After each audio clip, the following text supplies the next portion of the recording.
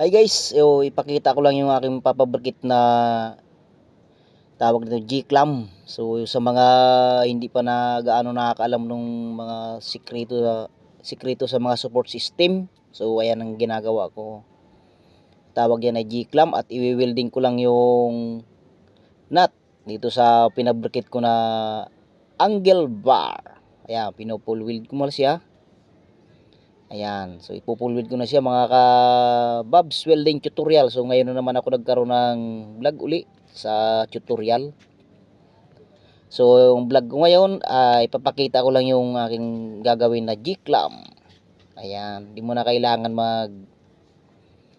gamit pa ng matataas na scaffolding. So ipupulwid ko muna siya mga ka-Bob's. Ayan, so panoorin nyo.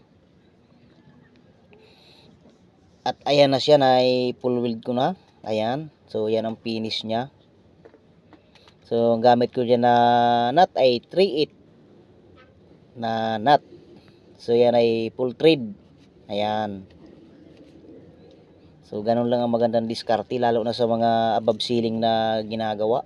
Ayan ang aking finish. So ayan mga ka-Bobs.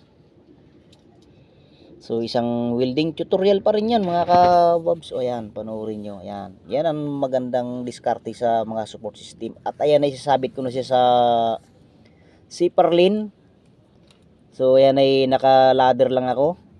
So ayan ay sa above ceiling na ilalagay ko yan siya mga ka-Bobs. Ayan o. So isabit ko na siya. Hindi mo na kailangan akyatin pa siya. Doon ka lang maghihigpit sa full thread. Ayan. Okay na siya. So ganun lang ang magandang diskarte, hindi mo na kailangan gumamit ng matataas na ladder o telescopic ladder.